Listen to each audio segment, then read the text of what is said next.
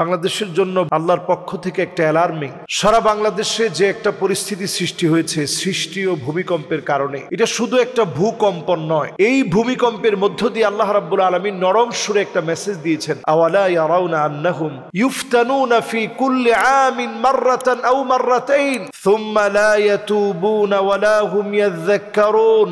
আল্লাহ তাআলা একটা মেসেজ দিয়েছেন যে প্রত্যেকটা বছরে আমি আল্লাহ রাব্বুল আলামিন একবার অথবা দুইবার পরীক্ষা নিই। কখনো কখনো বিপদটা অনেক বড় হয়ে যায়, কখনো আল্লাহ রাব্বুল আলামিন ছোট বিপদ দেন। এই বিপদগুলো দিয়ে পুরো রাষ্ট্রকে আল্লাহ তাআলা একটু অ্যালার্ম দেন, সতর্ক করে দেন আরেকটা বার সতর্ক হওয়ার জন্য। আজকের যে ঘটনা বাংলাদেশে ঘটেছে, নিঃসন্দেহে এটি একটি ভয়ঙ্কর ঘটনা। এরকম ঘটনা ইতিপূর্বে আমরা তেমন প্রত্যক্ষদর্শী হইনি। নরসিংদীর মাধবদীতে আজকের এই ভূমিকম্পের উৎপত্তি স্থল। রেখটার স্কেলে যার মাত্রা ছিল মাত্র 5.7, কেউ বলছেন 5.5, আমেরিকার জরিপ বলছে 5.5, বাংলাদেশের অনেকের জরিপ বলছে 5.7 অথবা 5.8 মাত্রা। এই 5.8 মাত্রার একটা ভূমিকম্প, একটা রেখটার স্কেলে উঠা একটা ভূকম্পন এতটা ভীতিকর হতে পারে, আজকে তার সাক্ষী হলাম আমরা নিজেরা। আমরা দৌড়ে নিচে নেমেছি, সব দিকে শুধু চিৎকার আওয়াজ।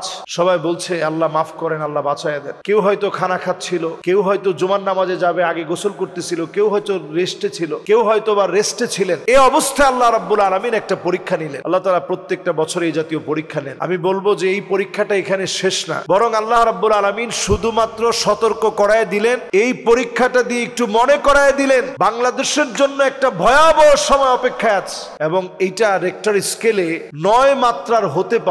যদি ভূমিকম্পটা 9 মাত্রার হয় তাহলে কি পরিমাণ ক্ষয়ক্ষতি হবে এই দেশের মানুষেরা।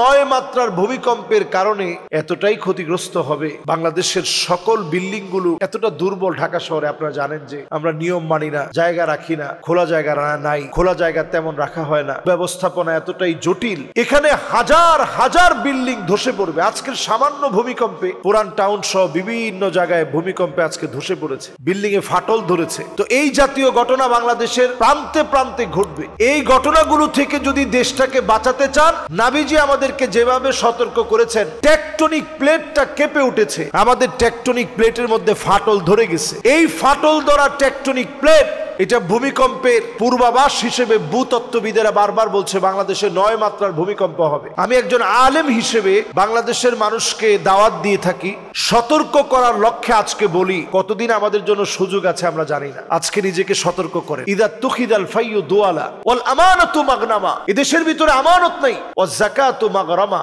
মানুষ যাকাত দেয় নাম কাওয়াস্তে, থোক বরাদ্দ দেয়। ওয়া তুউল্লিমাল ইলমু লিগাইরিদ দ্বীন। মানুষ আলেম হয় শুধু দেখানোর জন্য যে আমি অনেক বড় আলেম হইছি, অনেক বড় খতিব হইছি, অনেক বড় বক্তা হইছি, এটা দেখানোর জন্য। নবী আলাইহিস সালাতু ওয়াস সালাম বলছেন এমন অবস্থা হবে আতা আর রাজুলু ইমরাতাহু। স্ত্রীদের কথায় স্বামীরা এতটা অনুগত হবে, উঠবে বসবে। এমন অবস্থা দেখা দিবে আক্কা উম্মাহু। পরিস্থিতি এতটা ভয়াবহ হবে যে মায়ের অবাধ্যাচরণ করবে, আকসা আবাহু। পিতামাতার সাথে খারাপ ব্যবহার তো করবে, বাপকে দূর দূর করে তাড়ায় দিবে। আদনা সাদিকাহু। বন্ধুকে সবচেয়ে আপন বলে মনে করবে। এগুলো সব বাংলাদেশে হয়ে গেছে। এরপরে নবী আলাইহিস সালাতু ওয়াস সালাম বলছেন এমন অবস্থা হবে যাহারাতিল আসওয়াতু ফিল মাসাজিদ। মসজিদে মসজিদে হট্টগোল হবে, চিল্লাচিল্লি হবে, মারামারি হবে, শোডাউন হবে, ক্ষমতার দ্বন্দ্ব হবে, খতিবকে বাধা দিয়ে অন্যজন কথা বলবে। যাহারাতিল কাইনাত ওয়াল মাআজিফ। বাদ্যযন্ত্র বেড়ে যাবে। শুরিবাতিল খামর। মদ পান বেড়ে যাবে। জাইমুল কওমি আরজালুহুম। বড় বড় নেতারা যেগুলো ফাসিক মুনাফিক, এরা নেতা হবে, দুশ্চরিত্র লোক নেতা হবে। ফালিয়ারতাকিবু ইনদা যালিকা রিহান হামরা।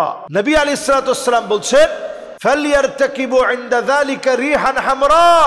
চতুর্দিকে বাতাসের সঙ্গে আগুন আসবে। খাসফান ওয়া মাসখা।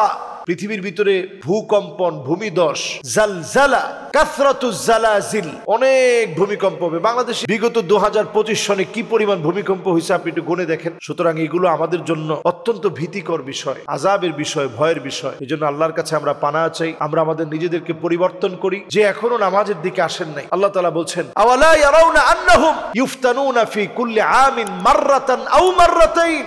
প্রত্যেক বছরে একবার অথবা দুইবার আমি আল্লাহ তাআলা পাকড়াও করি। সুম্মা লা ইয়াতুবুনা ওয়ালা হুম ইয়াযাক্কারুন। এরপরও তোমরা নামাজের দিকে আসো না, কল্যাণের দিকে আসো না, তোমরা আমি আল্লাহকে স্মরণ করো না, তাওবা করো না।